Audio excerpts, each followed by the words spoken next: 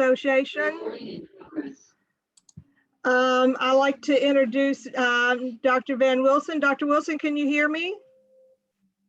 Yes, good morning. All right, it is 10 o'clock, so Dr. Wilson, whenever you want to get started, I will let you hand it all over to you. Great, thank you. Let me share my screen and see if we can get the presentation started here. Well, good morning, everyone, and I really do appreciate the opportunity to share the next few minutes with you. It seems really strange being in this virtual environment because I always so look forward to the face-to-face meeting and the energy and the questions, and hopefully we can attempt to replicate that with this morning's presentation.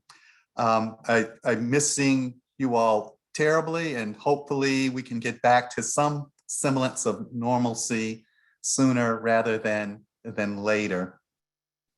I have an absolute laundry list that I'm going to toss at you this morning. So, but I do want this to be interactive and engaging. So please feel free to interrupt. I can't multitask, so I can't look at the chat and do the presentation. So I'm going to ask if you have questions that you just unmute and interrupt, and let's have the conversation. So here's the laundry list, and we've got about 55 minutes to get through this. I wanted to update everyone on G3, talk a little bit about what's going on in the technology world as it pertains to student development services, reopening colleges, some direct enrollment things that are now coming to close. Bring you up to date on the results of the #RealCollege survey. This was our first foray into this survey as a system. Single Stop, which is one of the tools that has been launched last year to help support students who have non-academic needs. I know there's been a lot of conversation about mental health and how do we support students that might have challenges in this area. The new onboarding process that I know many of you have heard about and some of you have been engaged with. And then I think we'll end with kind of our new beginning, which is Opportunity 2027, our next strategic plan. So let me say again, good morning. Many of you I know and have had the opportunity to meet. For those of you that I haven't had the opportunity to meet, I'm Van Wilson, and I serve you as the Associate Vice Chancellor for the Student Experience and Strategic Initiatives at the System Office. I oversee a very interesting and eclectic team, but I have the opportunity to work with some really phenomenal people, as you know. So in that portfolio is, of course, admissions records in it and registration, financial aid, library services, the Wizard and enrollment management, online Virginia network, the Office of Professional Development, and the Student Success Center, strategic initiatives, which would be Johnsey and the big picture work around technology and other system-wide enterprise solutions. Also, now that Dr. Corey McCrae is serving as interim president at Camp Community College, I also oversee academic programs, which is the work that Dan Lewis and his teams are engaged with, and also Sherry Purpose in the educational technologies piece of the enterprise. So I really am very, very blessed that I get to work every day with some phenomenal people and the opportunity to share with you today. So I really do appreciate this, and I'm really humbled by that. So just a couple of things in terms of G3.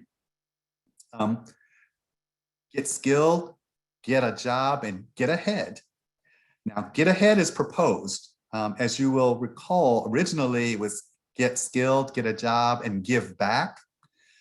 but the give back or the community service component of that legislation was not did not move forward. However, it is still in the actual legislation. So if you can think about this the same way we think about perhaps the Workforce Credentials Grant, which morphed into Fast Forward, I think that our communications office is working with your public relations teams to really think about how do we sell G3. So the get ahead piece is the piece that's proposed. More to come when that becomes official. And if that is to become official, then you will see branded material and literature to support the new name. So more to come on that. I will say that G3, those dollars are a priority after Pell. In other words, students who meet the eligibility requirements on their financial aid packages, they should receive the Pell dollars first, and then the G3 dollars on top of that. Students must complete an application to be eligible. So either the FAFSA, the pre-application for student financial aid, or the FANTIC application if students are enrolling in G3 approved workforce non-credit programs. Also, there is a G3 question line that we email that we monitor each day for colleges, faculty, staff, administrators who have specific questions about G3 and the implementation of G3. And we do respond to those questions pretty expeditiously. Many of your colleges are already beginning to award the G3 funds.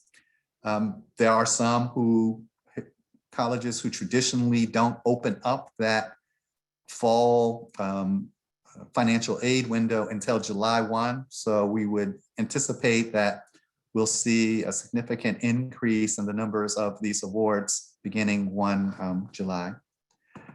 Just as a very quick review, the eligibility requirements for those G3 funds, of course, any adult, so dual enrollment and high school students are excluded. However, students who may already have a degree, either an associate degree or a bachelor's degree, are eligible to participate. They have to be eligible for state financial aid, of course, complete the applications, meet the income eligibility requirement. There are some minimum enrollment requirements in terms of at least 6 credit hours.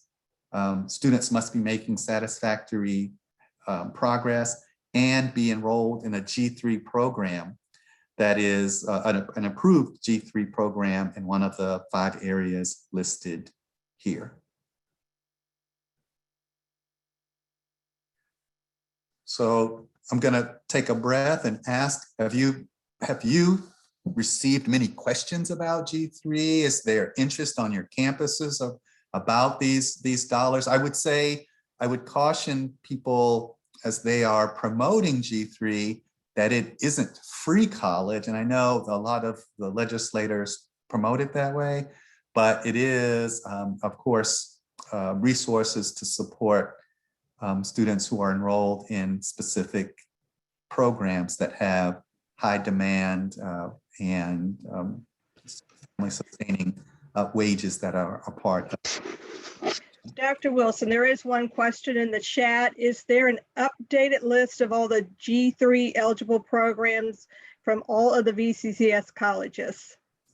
Yes, and I think at last count, I think someone told me there were something like 1,500 or something.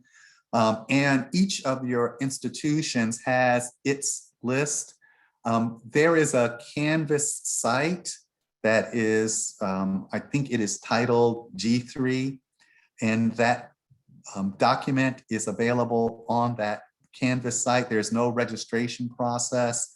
You should just go to your My VCCS and click, and you should be able to see that. If not, Chris, if there, I can send you a link that provides access to that document. And remember that the approvals are college and program specific.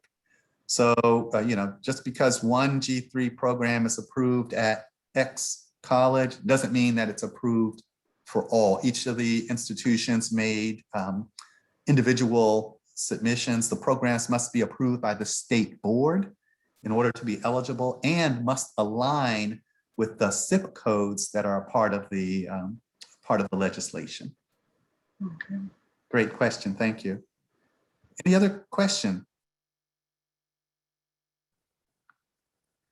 So let's just talk very, very briefly about what's going on with SIS. I know that those of you who are engaged with SIS have seen the new kind of the fluid interface that went live a few weeks ago. So the technical upgrade piece is complete. So we now are officially and formally operating in the 9.2 version of Campus Solutions. What that means for us is that we are no longer paying the vendor for sustaining support. So we are currently up to date on the technical side. Fluid is functioning. I know there were little hiccups in terms of when it first was switched on, but kudos to Matt Fitzgerald and many of you who helped support that initiative. And I do think that, excuse me, for students, we're starting to hear anecdotally that they notice the difference and they like the look. I think it looks more modern and current and gives them easier navigational access to move through the various functions.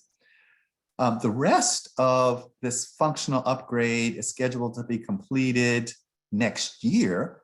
And what that entails are over 100, if you look down this high category area, these are actual different functions in the technology that we are evaluating and is a part of the functional upgrade. For example, in the admissions and recruitment process, there's an actual admissions and recruitment module that we are evaluating, and hopefully can use some of that functionality to support the work that you do in that admissions area. There are several financial aid functionalities that we need to turn on, as well as in the student records area. So currently we are pushing through those 104 out of the 544 areas that were identified during the discovery phase of this work. And I know many of you have been engaged in one aspect or the other. So John C. Turo is leading that work for the team, along with others from the system office and your campuses. So another year and a few months, and we should be current and really leveraging the tools and the functionality in SIS. I will go ahead and say too, that this is really an intermediate step. Ultimately, as you know, these tools are moving away from hosted solutions. In other words, sitting on servers and on blades and computers, and are being hosted in the cloud. So we have to get to this 9.2 step in order to then move or be prepared to move to the next level, which would be to have the tool located in the cloud. The first area to do that will probably be financial aid. The financial aid tool is already available and in the cloud. SFP, is it SFP? Yes, student financial planning. And that is a part of our roadmap looking forward. But ultimately, all of this work will move to the cloud. And what that does is it provides an opportunity for us to think about how do we work more collaboratively as a system. One of the challenges in terms of moving it into the cloud is that it's virtually impossible to have 23 versions of the same thing that exists in the cloud, because all of the development, all of the changes happens at that macro level. And then any of the customizations that were made at the local levels would then possibly be compromised. So really have to think about kind of how do we build really solid business processes that can be adopted across the VCCS that then can be supported in the cloud environment. Chris, I see something else popped up in the chat. Was that a comment? Yes, I was going to wait until you got done with this and tell you we had another G3 question. She wanted to know, can students do G3 at another college than their local one because they like that program at the other college? Can they do G3 so unlike Rev, students can participate in multiple G3 programs at multiple colleges. Now, there are some caveats. So first of all, a student cannot be enrolled in a G3 program and a non-G3 program and receive G3 funding. Okay, so in other words, one of the limitations and the stipulations of receiving the 34 million is that it cannot be used to support college transfer. So these dollars are designated to support the G3 approved programs.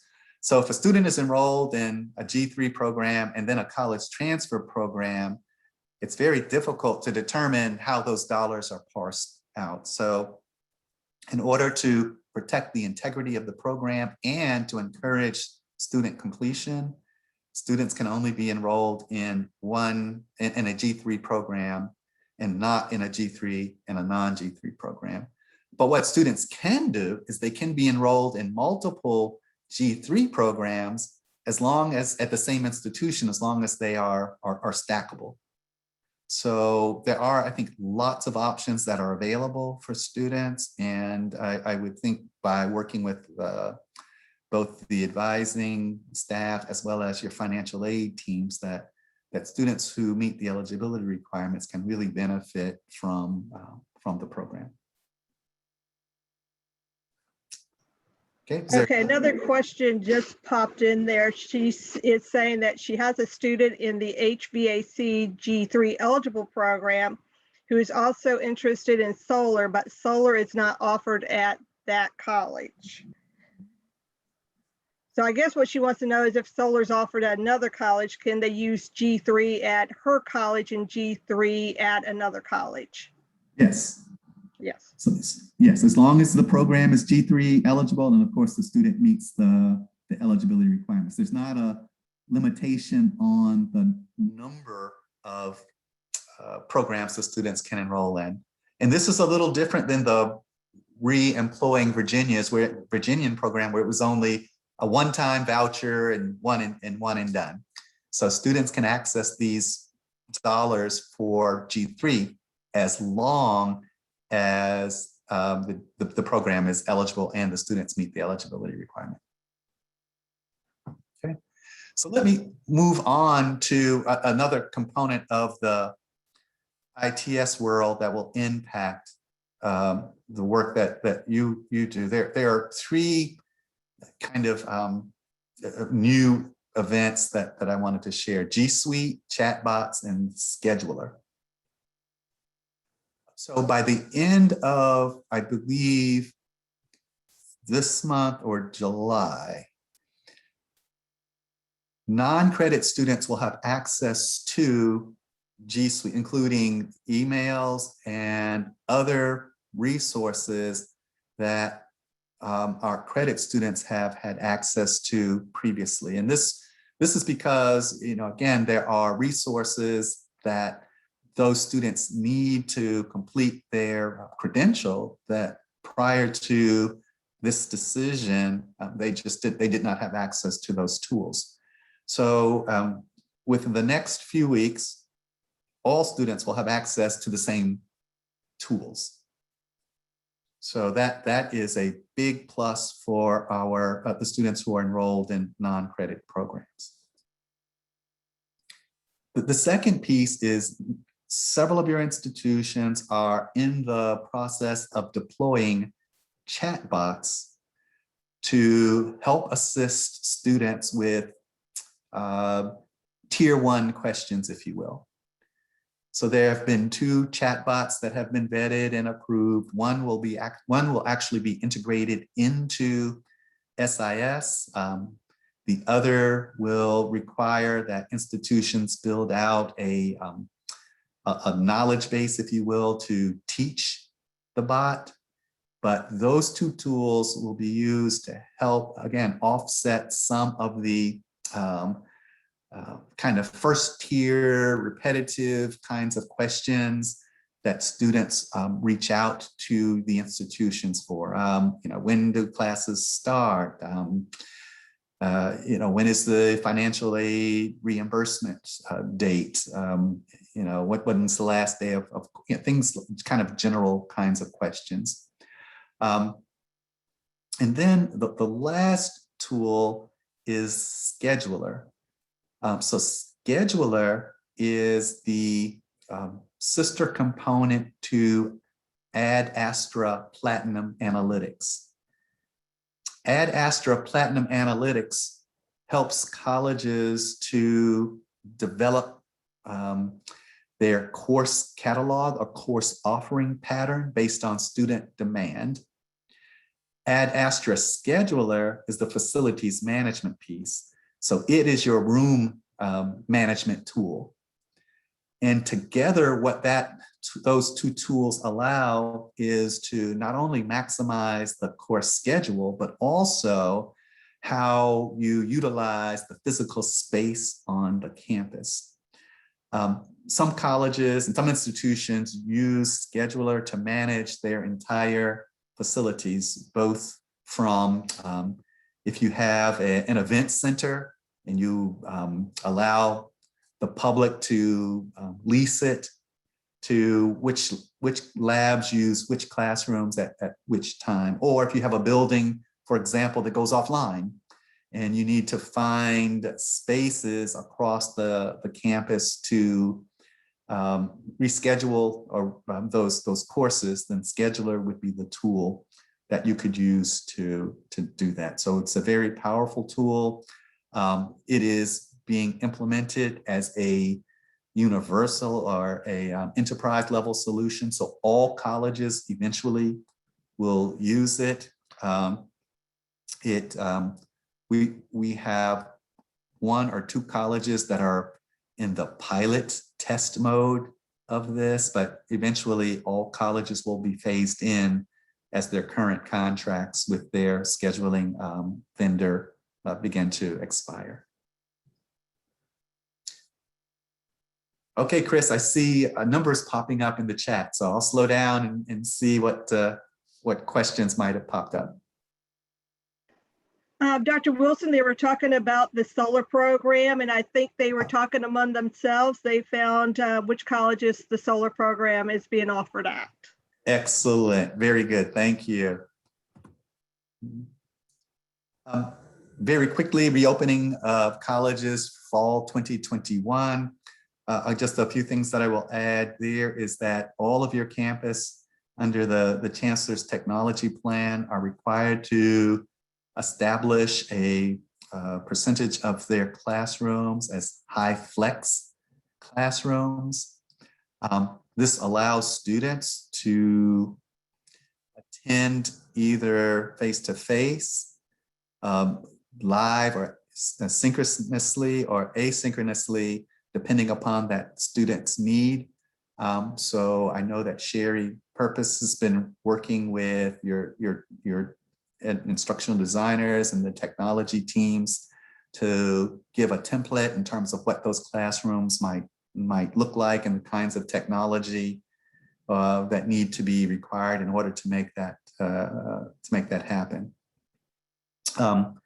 As you know, in terms of the pandemic and COVID-19, the landscape is rapidly changing. The president's met several weeks ago to have conversations about, things around like masks and shots and social distancing and what you require and what you can't. So I think we are continuing to follow CDC guidelines and the Virginia Department of Health and the governor's guidelines. So with masks, of course, they are being requested for students and individuals who have not been fully vaccinated, but optional for those who are. Shots have not been mandated. I know there's several universities across the Commonwealth where they are required for students. The president's had a very long conversation and opted not to make the vaccine a requirement for returning to class. And the social distancing question, that's one that we are still waiting guidance from the governor regarding whether that will be rescinded at the end of June when the governor's executive order officially expires. So for right now, the social distancing in terms of the academic space and post-secondary education is still 6 feet. But we hope to have additional guidance on that very, very soon.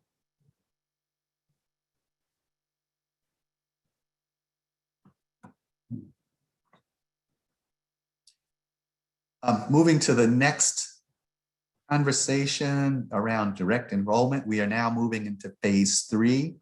So when phase 3 is completed, all 23 community colleges would have fully implemented the direct enrollment process. So these are the remaining institutions. We look forward to now going back to kind of our original template where we were visiting the colleges. So we will bring a team and do a road show beginning September 29th and running through October the 13th. Colleges who are a part of phase 3 have already been notified and will have an opportunity to work with the team to have questions answered around the implementation process. Just as a reminder, the direct enrollment process is designed to eliminate the reliance on high stakes tests and using high school grade point average, or for the non-traditional students, their student experience to place them. We will have some data that's coming out of the pilot 1 and phase 1 and phase 2 processes that we will be able to share with the phase 3 institutions in terms of the impact on student success and progression. And then there'll still be support for those students who do not have the grade point average or don't meet the standard test score floors in order to be placed into college level course. Remember also the kind of the foundation behind direct enrollment is being able to provide co-requisite academic supports for students who need that support, who are enrolled in college level math and college level English courses. Could you explain just-in-time support? Yeah. So just-in-time support means that, for example, in many instances in that co-requisite model, students are in the class with the individuals who are teaching the co-requisite. So if students get stuck or if they need additional support, then that support turns directly to that particular challenge that they're facing in terms of that academic program. So if it's a math course and it's the students are having difficulty dealing with factoring polynomials, then the co-requisite the co-requisite piece now focuses on factoring polynomials. Whereas opposed to if you are running it in a developmental model, then the developmental ed model might not necessarily align with what the students were having challenges with in that particular class. So it in essence makes more customized than delivering us two separate curriculum. Okay, Dr. Wilson, you have another question in the chat. As it relates to direct enrollment, what guidelines are being utilized to address placement for ESL and veteran students? Okay. Yeah, that's a very good question. And that's one that really has caused a lot of concern and angst. One of the challenges with ESL in terms of how we have historically delivered it is that we do an additional assessment of some type. Well, what direct enrollment does is it utilizes, again, that high school experience to place the student. So with ESL, what we are asking colleges to do is to think about ESL the same way that you think about a co-requisite course. However, the difference is that I don't know that we can mandate that the student take it, nor can we do an additional assessment that then somehow disaggregates ESL, ELL learners from others. There's a lot of movement out in California where ESL and ELL learners have indicated that these programs have been barriers to access to college level courses. And we are seeing in those areas and even in some of the larger systems in New York, a kind of a rethinking about how the ESL programs are offered.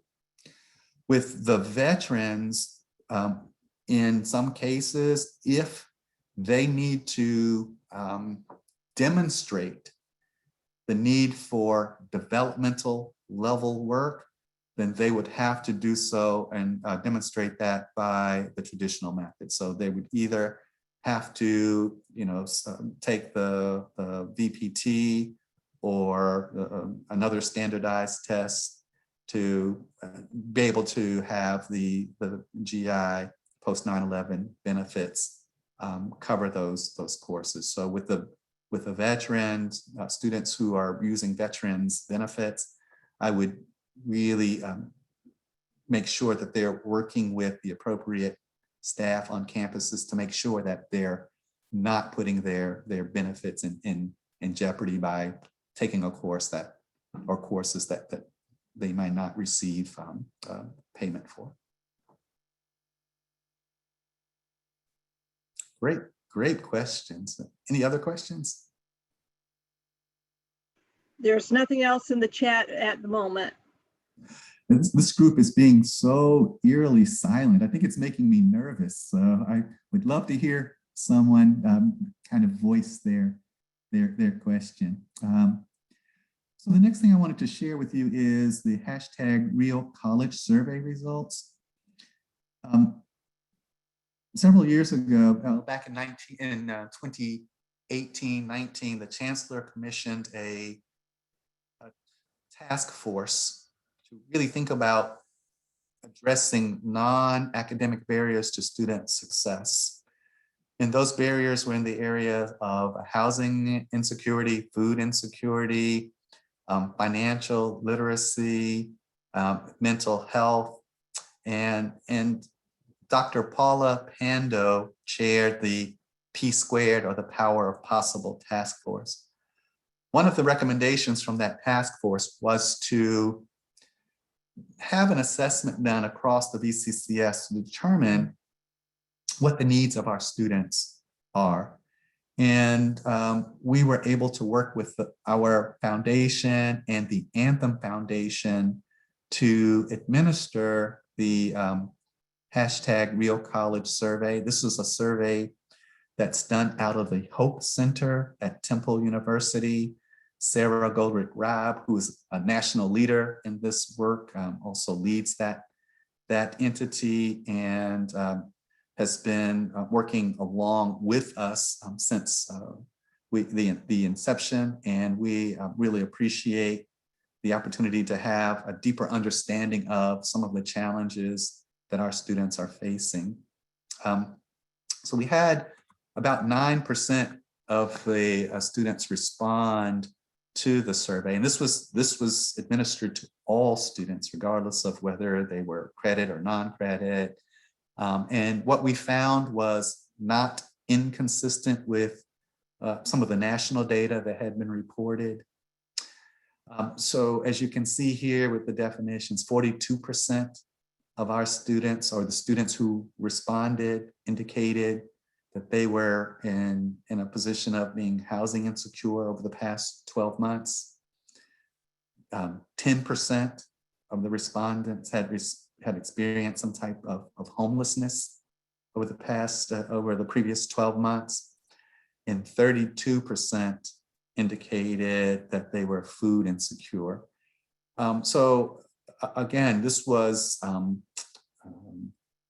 I don't think it was surprising, but it reaffirmed the need to think about the additional kinds of supports that students need in order to be successful, and that the students who are coming to us are facing challenges outside of the academic realm that impact their ability to be successful. During the launch of this, the results, we had a student from Camp College share her story.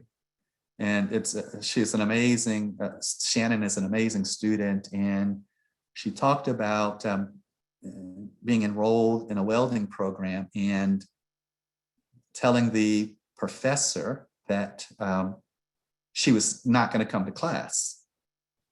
And fortunately, the instructor was really an engaged and active listener. So rather than saying to her or thinking, well, you're skipping class, you're just not engaged, he asked a series of questions, starting with the but why, and eventually learned that the issue was one of Shannon didn't have enough money for gas. And through resources at the college, he was able to connect her and find some of the fuel cards. And long story short, she was able to successfully complete the program. Now is an adjunct faculty member teaching in that welding program. And a single mom who was raising two boys, who now has a new and different outlook on life. And the thing I found really interesting about that is she said, I would have never asked, and my intention was not to ask for gas money. But through that active and engaged listening, the instructor was able to determine what the student's need was, connect the student with the available resources, and the rest is an absolute phenomenal success story.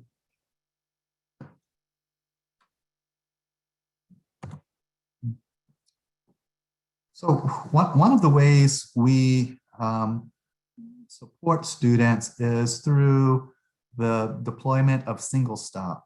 So Single Stop is a web-based screening tool that allows students either on their own or by working with a facilitator to answer a few questions and then to identify local, state, and federal resources that may support them. So we were able to purchase Single Stop for all 23 institutions using a very unique match program from the Department of Social Services.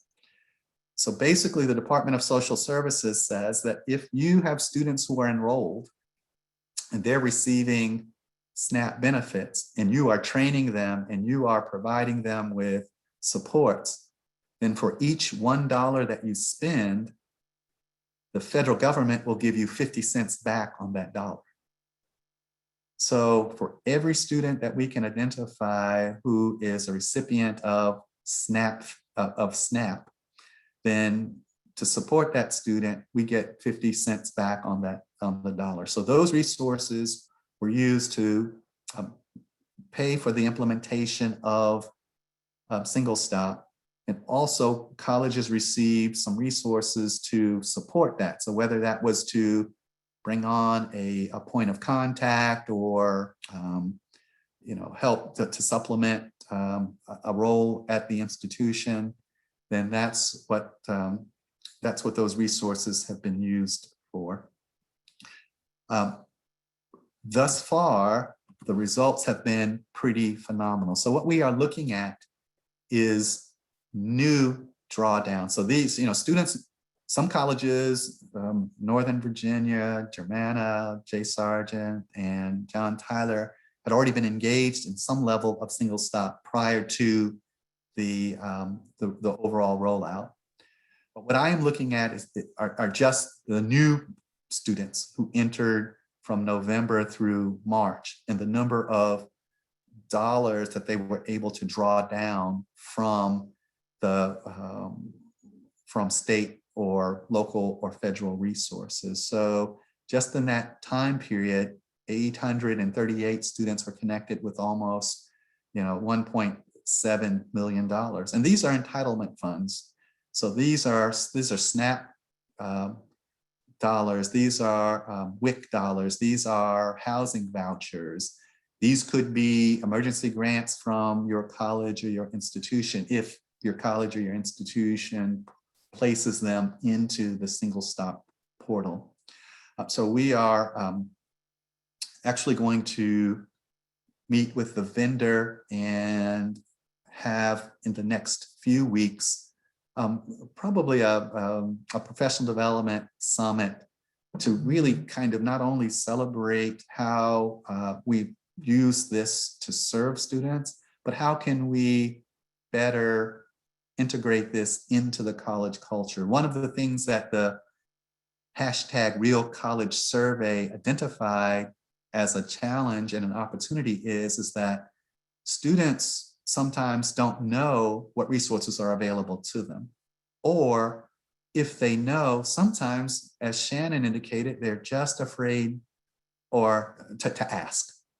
So how do we make these resources available and how do we share them in a way that makes it accessible and not necessarily in any way dehumanizing or demeaning to students? Students tell us all the time that having to repeat their story over and over again about how poor they are or how needy they are is dehumanizing. So we just have to find a way to socialize this so it becomes no different than asking for a scholarship application.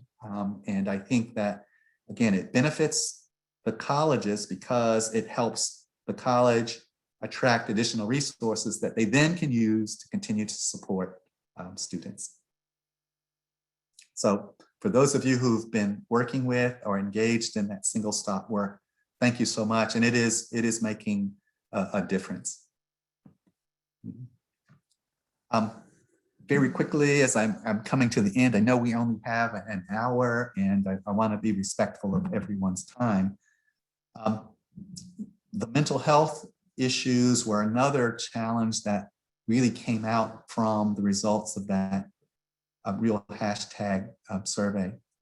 And it was clearly exacerbated by the pandemic, either from students who were directly impacted or students who had family members and close friends impacted.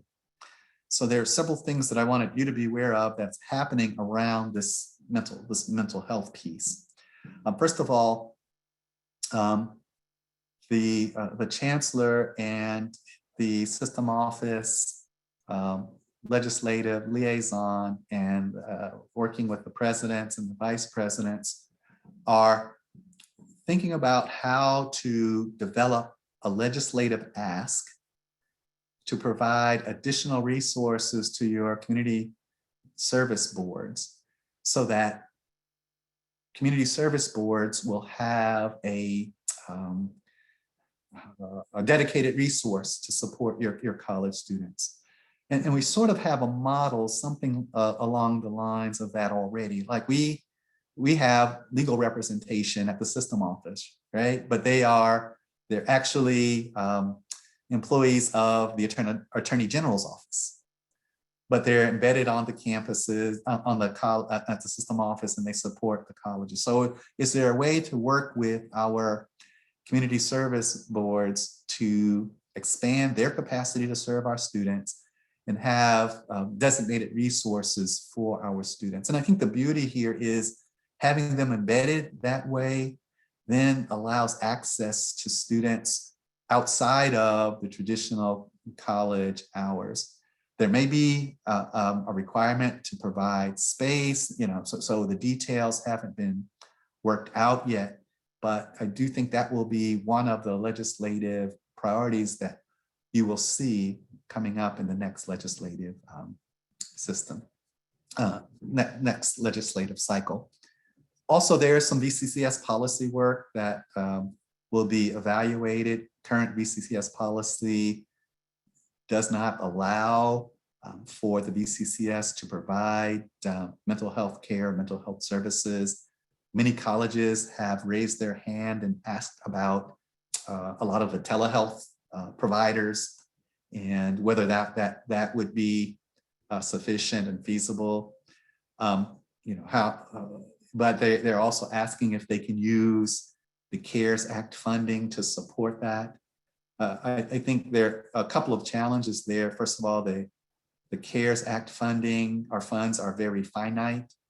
And when those funds go away, how would you continue to support students who still have these needs? In addition, again, how can we leverage existing resources and our relationships with our CSBs to make sure that students have the kind of care and the quality care that they need? All right, we're in the home stretch, and I have about 13 minutes left, so let's press forward. Several presidents have raised their hand and indicated they are focused on redesigning the onboarding process. So if you think about onboarding as the time from when a student is interested in attending your institution to the point that they actually register, and you think about all of the activity and events in between, that's the onboarding process. This group is led by Dr. Gullickson at Germanna and Dr. Downey at Blue Ridge, and there are another half a dozen presidents that are engaged in that work.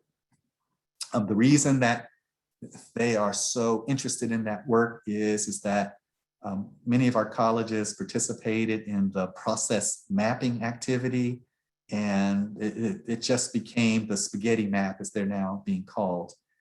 And what we've learned is across the country, on average, it takes 3 or more weeks for a student to complete from the time of application to the time of registration. And they are interested in compressing that timeline to 24 hours.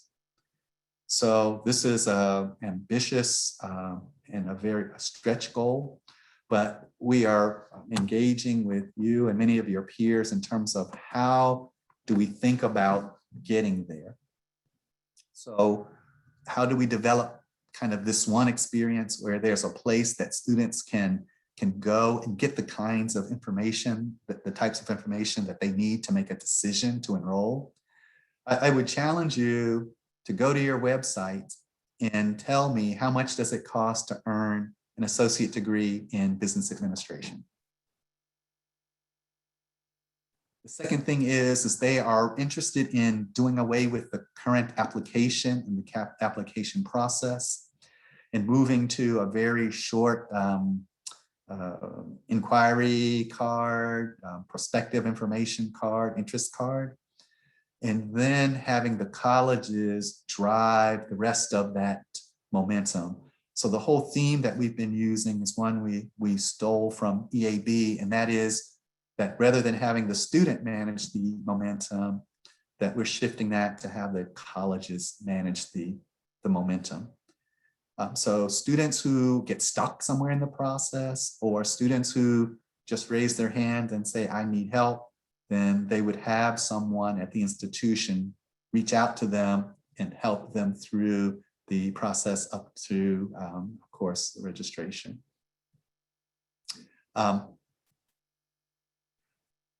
Thinking about how do you register students in an efficient and effective manner? How can we leverage meta majors and the guided pathways work so that the first 5 courses in a particular meta major are very similar across the academic programs, so that students can very easily identify the courses that they need to enroll in at the beginning of their college career. The payment piece is a big one. We have an example in the workforce side where you can, put courses in your shopping cart, enter your credit card and you're done. How can we think about that in the, for students who are enrolled in academic programs? How do we, look at addressing many of the holds and the other financial barriers that students come through? I've been seeing and reading and listening across the country at the whole Stop the Drop movement. I know that several of your colleges have engaged your foundations to remove financial barriers. We heard from Dr. Tim Rennick at Georgia State University that talked about how the, removing barriers proactively yielded incredible results in terms of student outcomes, retention, and completion. And how do we help our colleges think about accelerating the ability and the opportunity for students to pay? If I'm a cash payer, is there a way for me to go online and pay today? Pay now button, so that we can help remove those barriers and accelerate enrollment.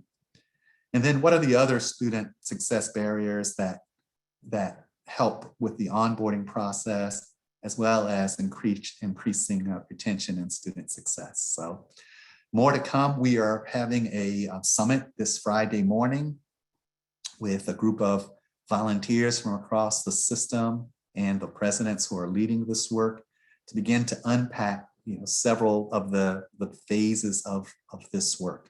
And remember, the goal is to get a student from thinking about college to registration in a 24-hour time period.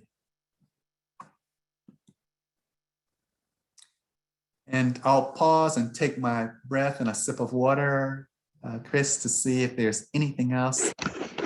While you pause and get some water, there's a question that says, will Senate Bill 1782 help colleges help students with mental health issues? So, again, the mental health challenge is one, because we don't currently provide health care, health facilities. I guess back in the day, we used to call them infirmaries. We've kind of circumvented those processes. I think the strategy is, again, not to have the colleges provide the services, but have the colleges be the connective tissue between the student and the service provider. I've reached out to colleagues across the country who have been heavily engaged in this work over the past 24 months. In particular, I was very interested in mental health. And what I'm learning is that having someone that students can connect with and reach out to in the community is very important. Even though the virtual support has allowed the services to expand, I think there's some value from what I'm learning about also having a place in the community that students can go to build relationships and to engage with that community, that service provider. So again, I think the landscape will look different moving forward, but I think it's more going to be not about us providing the service, but about working collaboratively with community providers and really ensuring that our students have a resource that they can tap into.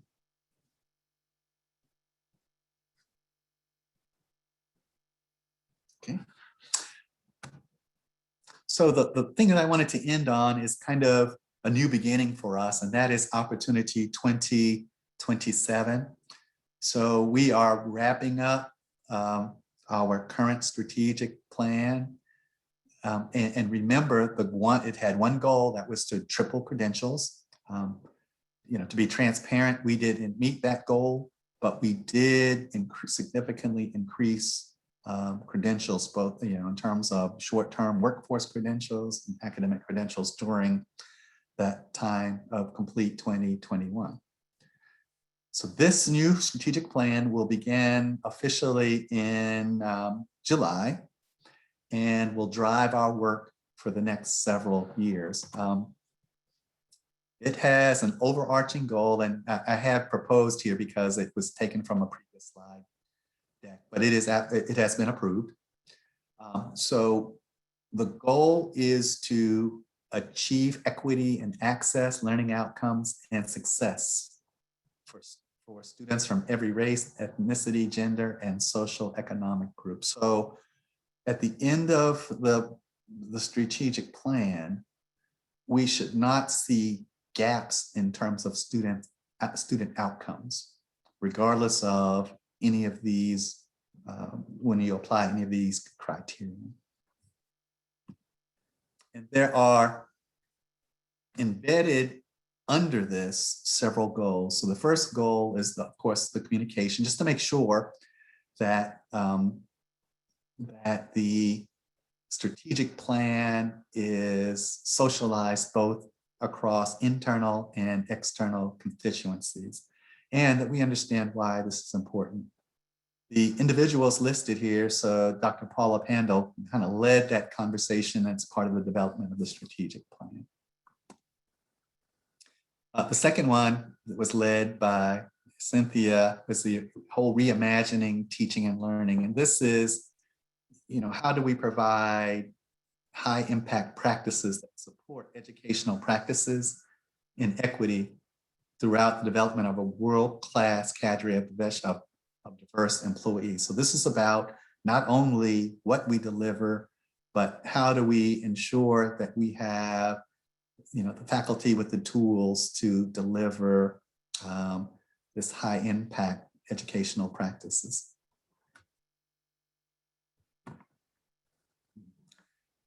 And the student support piece led by Dr. Sass, and the onboarding work that I shared earlier will fit under this category.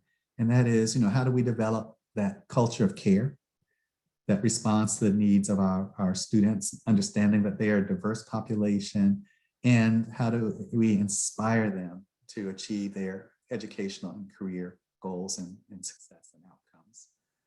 So, again, those non-academic student support services, how do we make sure students have what they need to be successful? Some of the trauma-informed training that many of you have participated in terms of being able to understand the students that we have through perhaps a lens that may be different than your lens or my lens. So that's goal 3.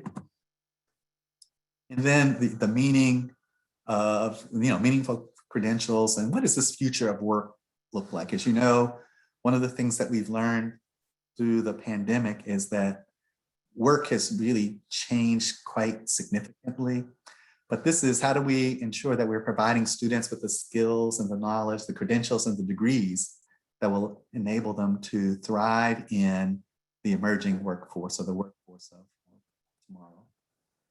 And then the final one is, you know, the whole reimagining finance piece in terms of how do we continue to ensure that the post-secondary community college experience is affordable, but also it provides colleges with the resources that they need to be sustainable.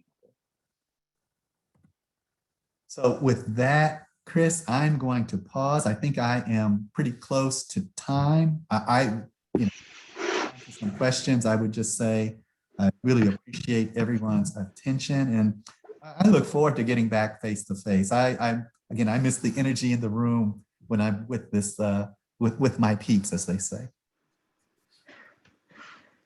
Well, I don't see any more questions in the chat, Dr. Wilson, and hopefully things are safe and calm down, that we can have our VCCA conference next year, and we will be more than glad to have you at our conference again next year, like we have had you in the past. I want to thank you for participating with us today and talking to us and letting us know what's going on at the systems office.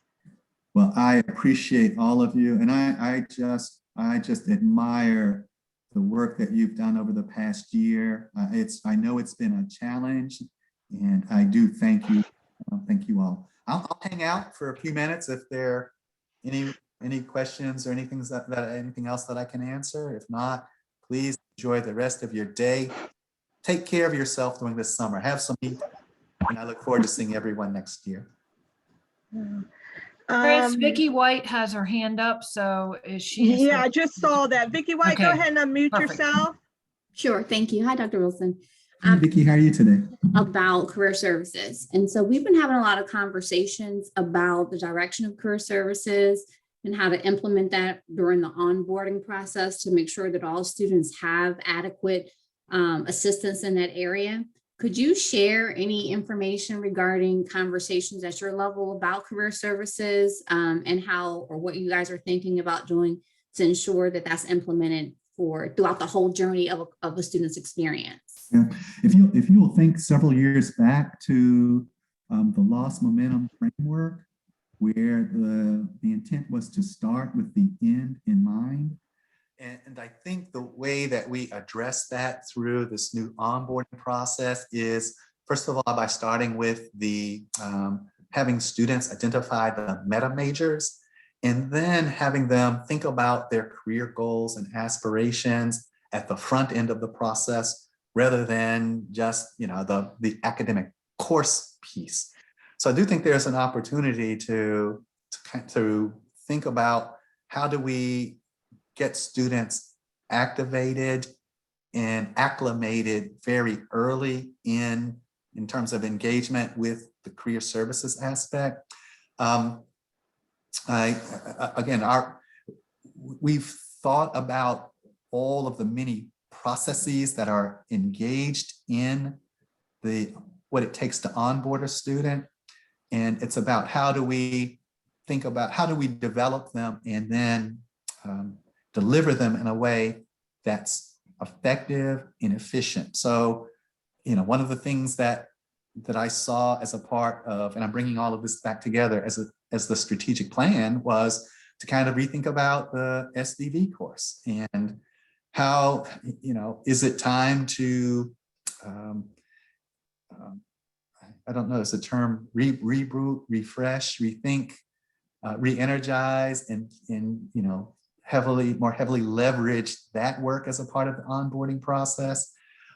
Can we think about orientation in a more all-inclusive way? And I think the balance, Vicki, is you can't boil the ocean all at one time, right? And you're trying to compress a process, but you're also trying not to accelerate it to the point that students lose important pieces.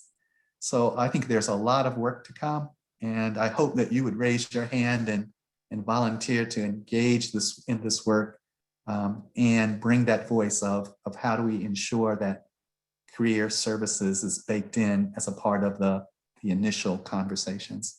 That would be very helpful. Thank you for your response. I appreciate that.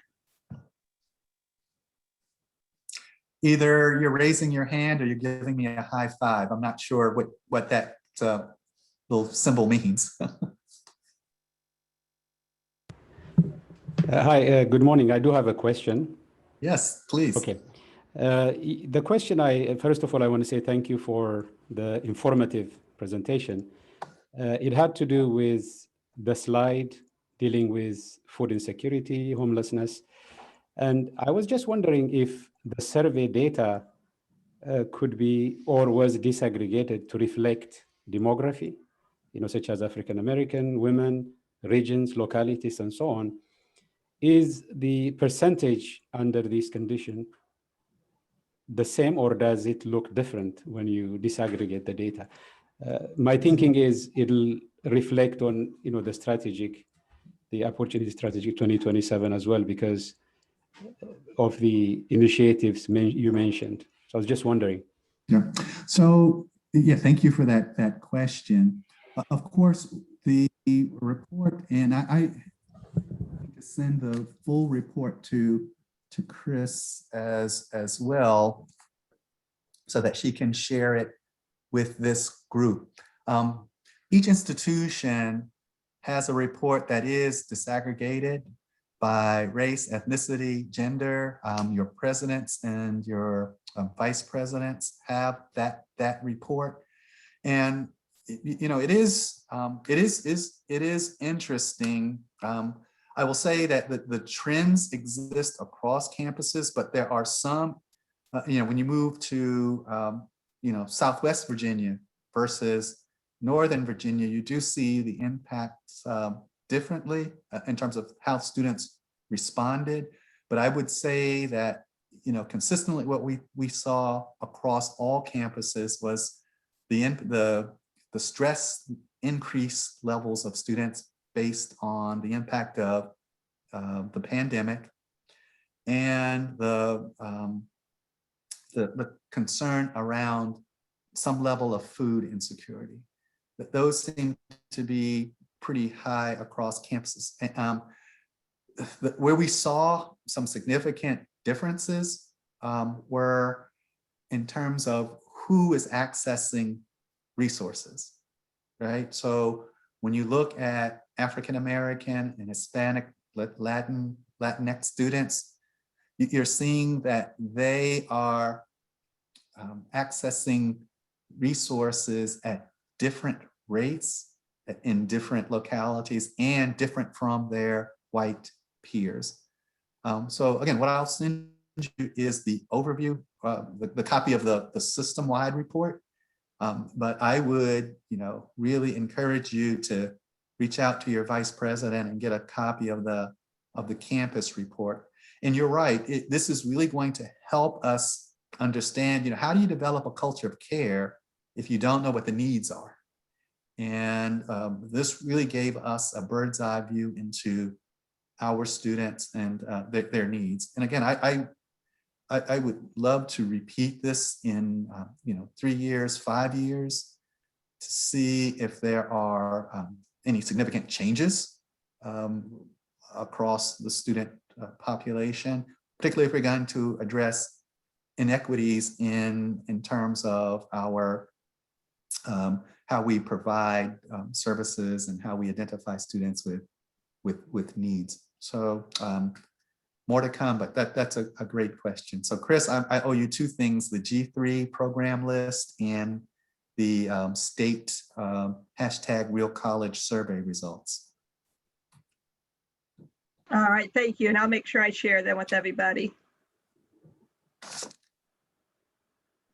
Was there any other questions for Dr. Wilson?